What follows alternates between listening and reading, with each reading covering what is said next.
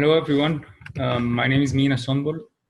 Today, I'll be exploring 4 works by the Russian author Fyodor Dostoevsky using NLP.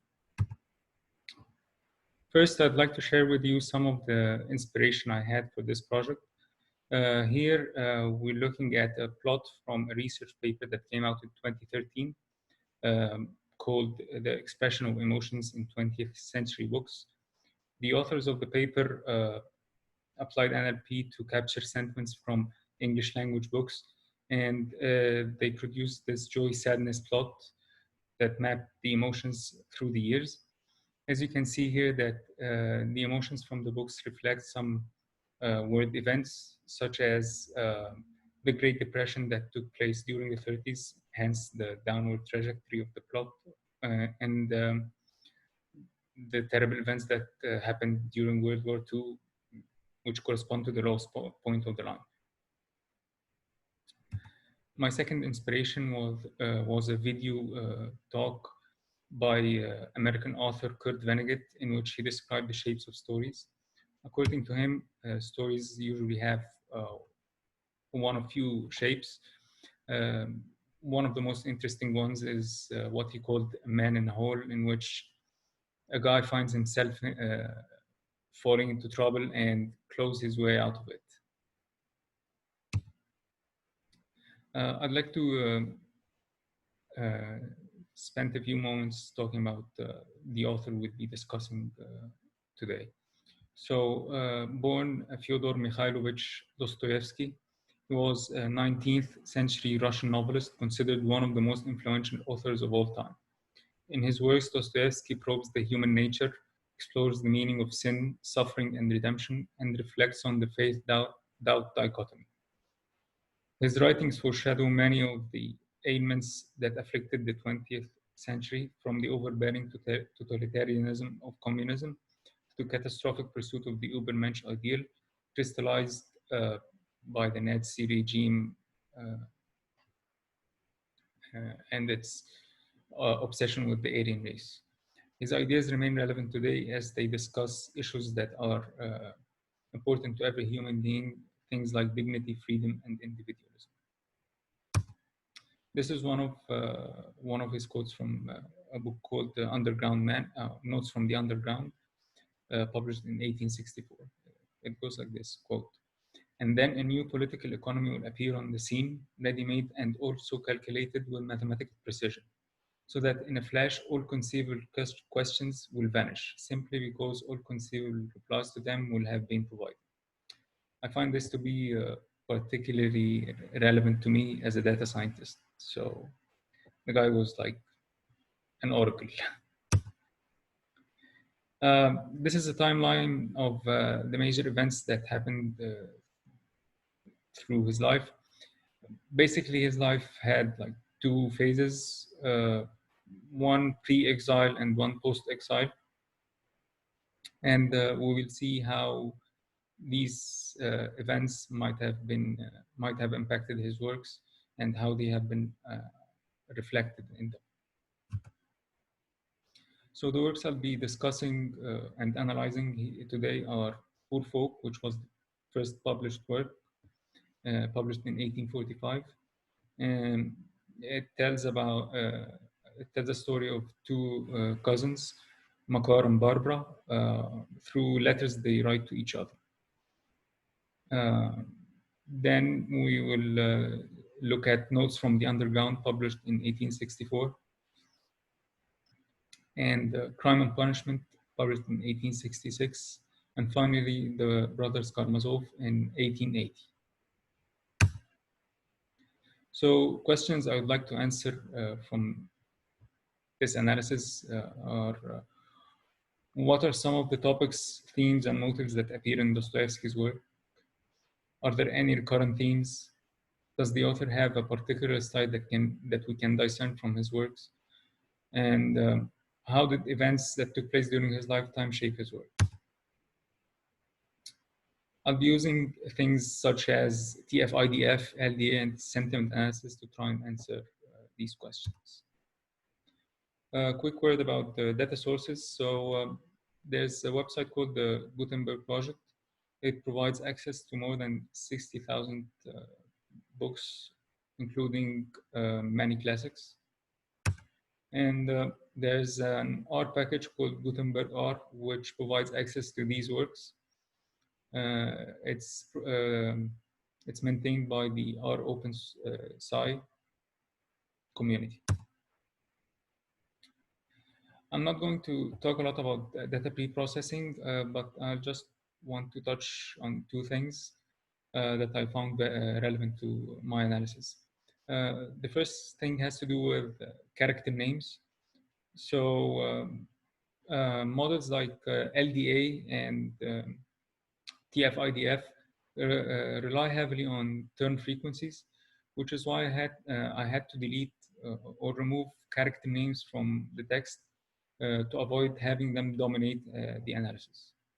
The other thing I'd like to mention here is the part of speech tagging. So I was thinking about ways to delete the character names efficiently, and I thought about POS tagging. I thought I might be able to identify names through their POS tags. That didn't work out. However, the package and function I used for POS tagging, the package is called clean NLP, and the function is CNLP annotate. It turned out that the function does lemmatization and stemming automatically. So that turned out to be an advantage because it did them in a very efficient way and much faster than if I had to do them separately. Okay, so the first visual we'll be looking at is a word cloud. This word cloud is based on the entire corpus made from the four novels, and it's based on term frequencies. So words that appear the most will be in larger font and nearer to the center. So we can find words such as father, which is a very important word in the Brothers Karamazov, God, which appears again and again in different novels, money, again, that speaks to the idea of poverty, something that Dostoevsky discusses a lot in his works. So the next plot is of word frequencies per novel. So a few things to point out here. In Poor Folk, we see the word dearest. That obviously makes sense since the novel is entirely made up of letters sent between two cousins.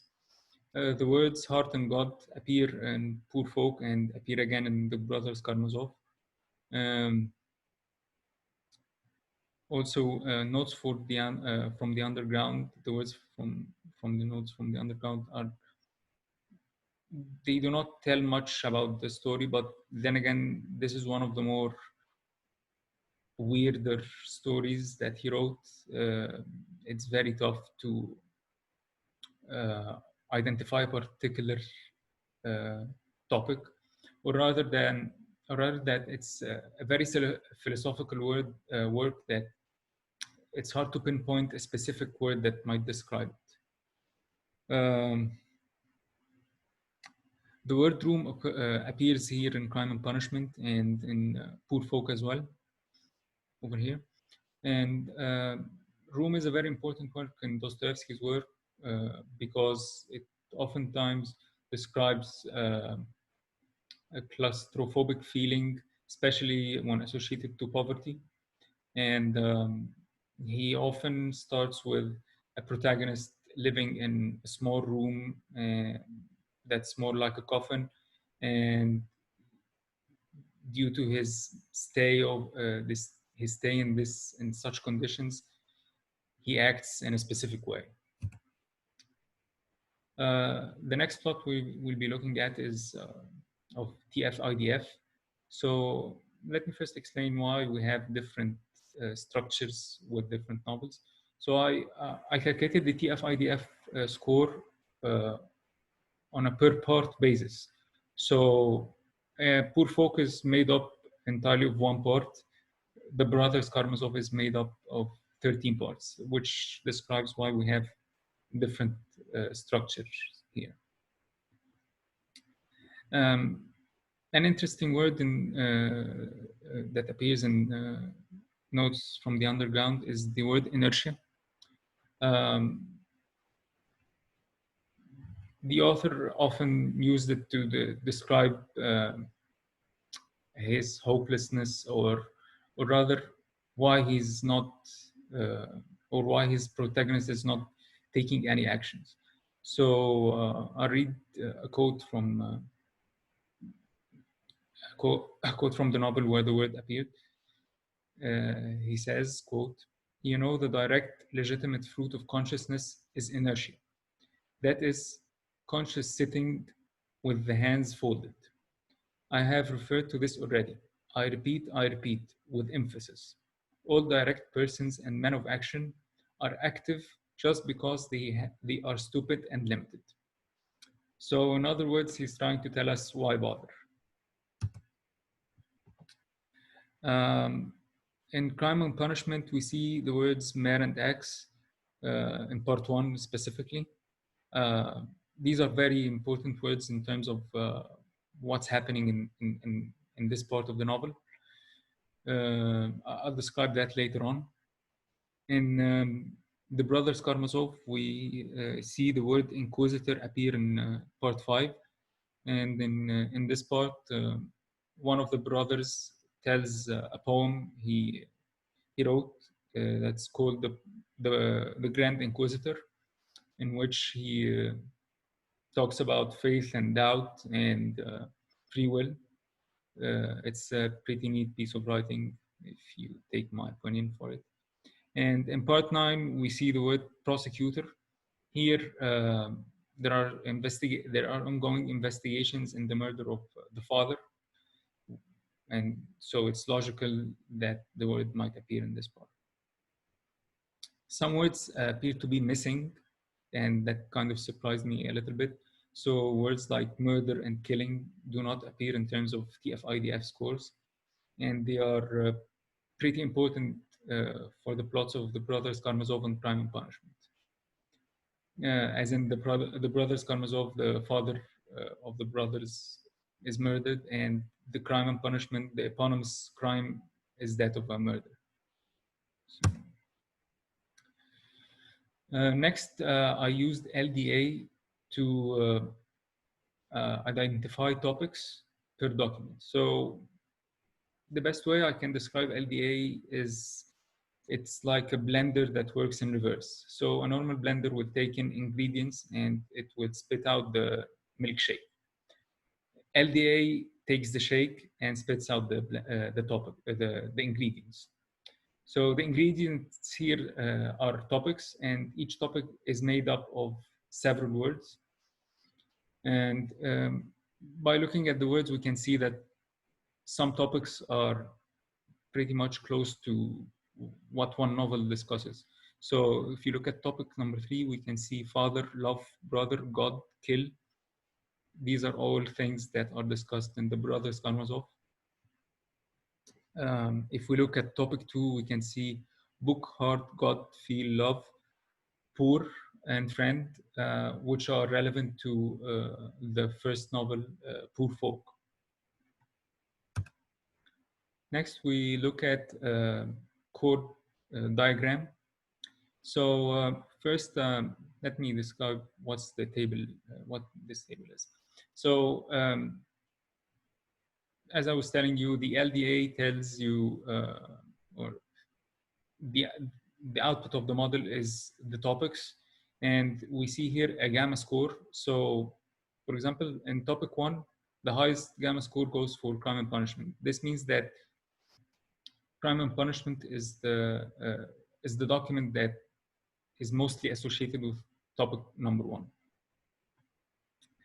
This is reflected here in the diagram through this widest segment in part one. Topic 4 is interesting here because all novels seem to be discussing it. And if we go back and look at the words that make up topic 4, we see things like begin, suddenly, face, cry, feel, hear. These are very generic terms, and it's kind of logical why the all 4 novels appear to have particularly strong association with topic 4. The other thing I'd like to point out that is for topic number 2, we can see that poor folk is the one most associated with it. Topic number 3 goes for the brothers Karamazov, as we discussed earlier. And if we want to be nitpicky about it, actually topic number 4 goes to Notes from the Underground. And as you can see here, the topics are like the DNA of the story. So the novel can be made up of several different topics, but they are represented in different proportions. Another way of looking at the LDA output is through this graph, network graph. So around each novel, we see a group of words that are most associated with it. And this is a good way to look at which words are like common between 2 different novels. So we see that murder, brother, and kill are common between the brothers Karamazov and crime. And as we described later, this is kind of expected because of what happens in both novels. Notes from the Underground and Crime and Punishment share the word room, and there are a lot of similarities between the protagonists of both stories in terms of that they kind of isolate themselves in their rooms, and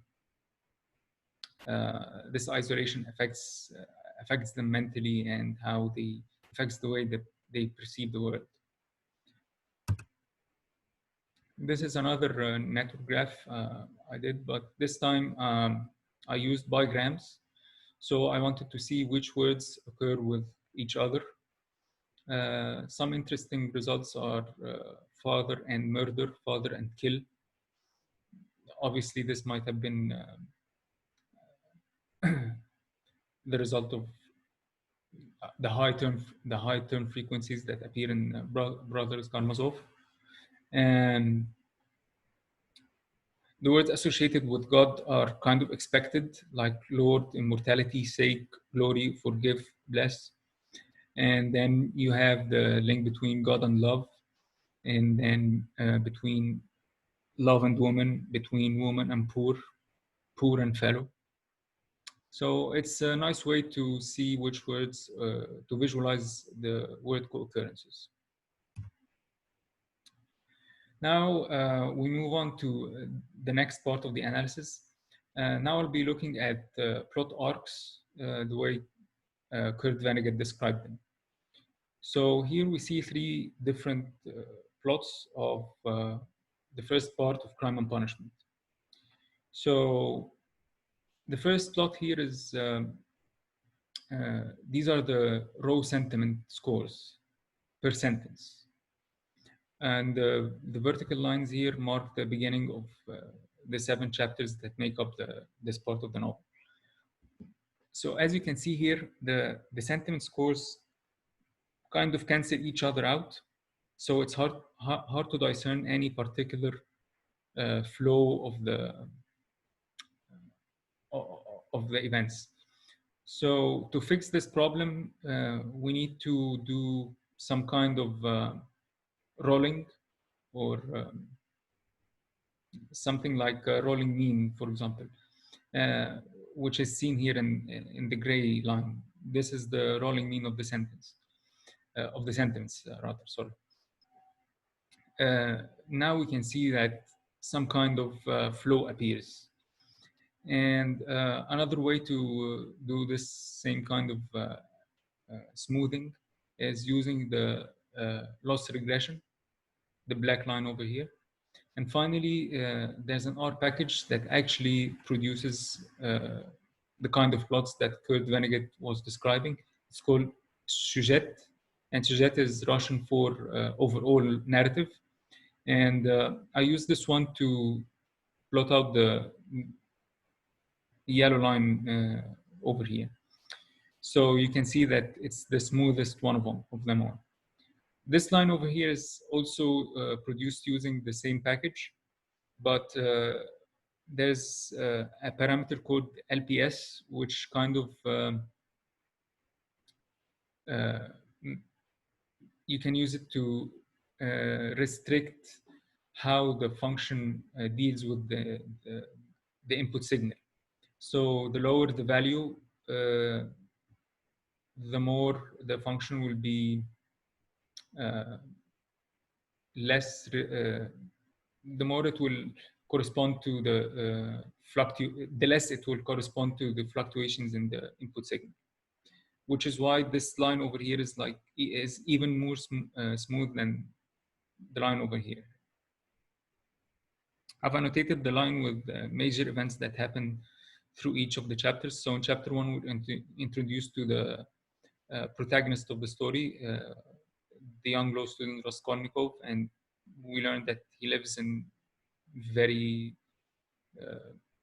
tough conditions, which is why the story starts on a negative note.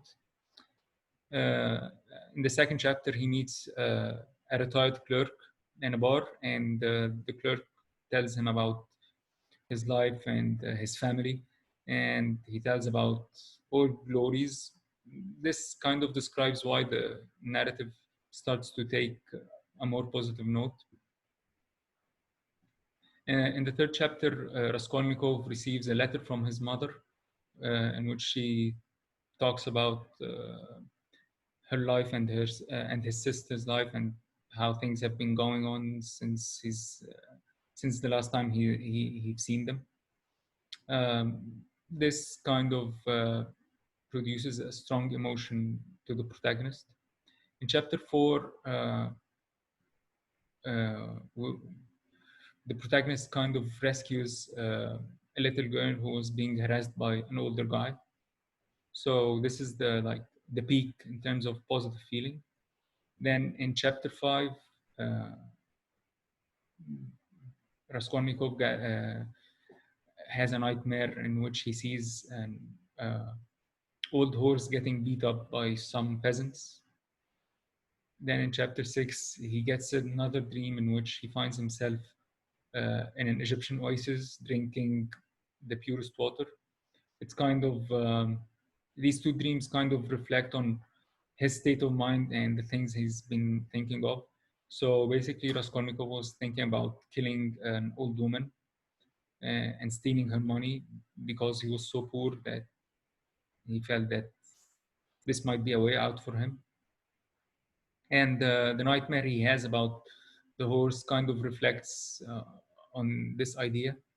The dream of the pure water is kind of the opposite part of it, in which it describes him drinking pure water, and water usually signifies life. So he kind of goes back and forth on the idea. Eventually, he decides to move on and just do it. And this is what happens in chapter 7, where he bludgeons the old woman with an axe. So this connects with the TF-IDF words we saw earlier. The axe is the weapon of choice, and the mare, or the horse, is the subject of his nightmare. These plots reflect the overall arc for all 4 stories. A few things to note over here. Poor Folk, which is the only work I've analyzed that was written in the pre-exile years of Dostoevsky. It's more on the positive side. It's generally a more positive novel. The other three are more negative, and we see that things tend to go from bad to worse in each one of them. So this might explain a shift in his worldview that's associated with his years in exile.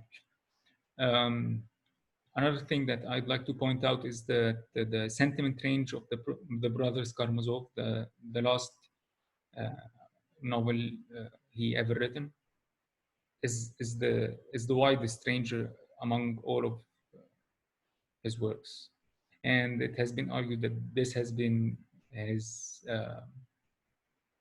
best work. Um, in chapter 8, there's an inflection point where things go from positive to negative. That's around the time that the father is murdered, and it's uh, well plotted here.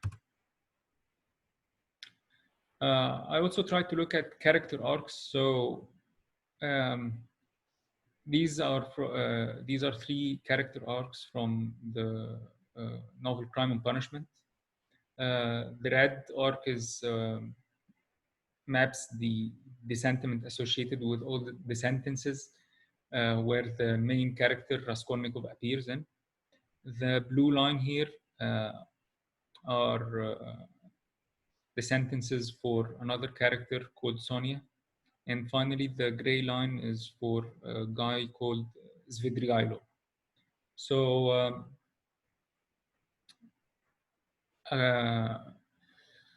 in the novel, Sonia and Svidrigailov kind of contrast with Raskolnikov dual nature.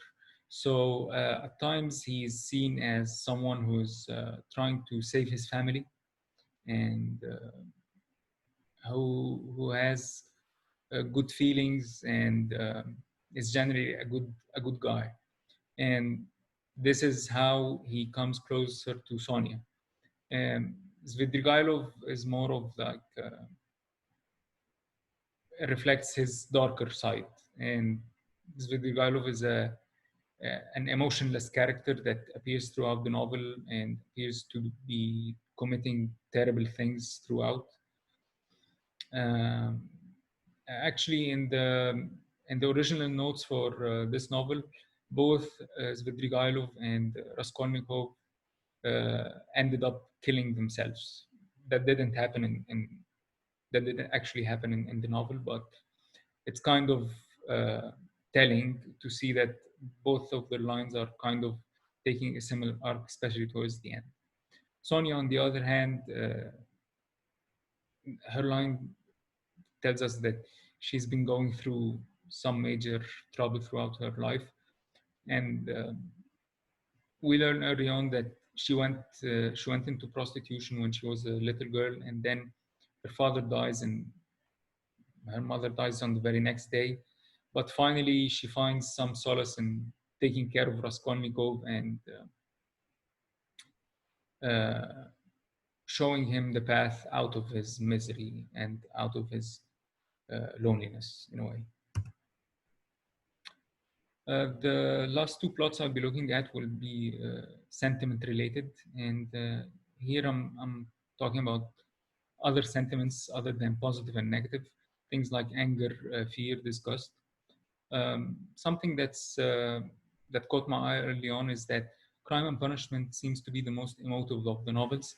Its line is way up there in each and every one of these plots, while for other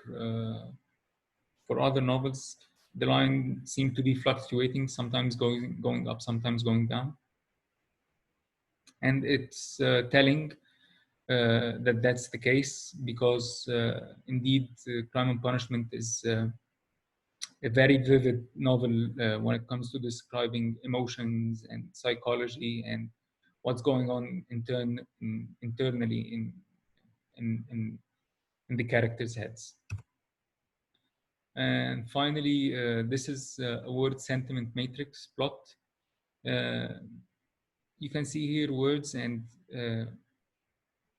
which emotions or which sentiment they are associated with. You can also look at this plot as kind of a power chart where the more sentiment is populated or the more it's filled with color, um, the more it's relevant or apparent in the novel. So in Poor Folk, we can see more anticipation, joy, and trust. And in Crime and Punishment, there are several of these emotions going on. So there's anticipation, there's fear, there's joy, there's sadness, there's surprise, there's trust as well. So I find it a good way to see what, like, another way of looking at which sentiments explain or are rather appear in which novel.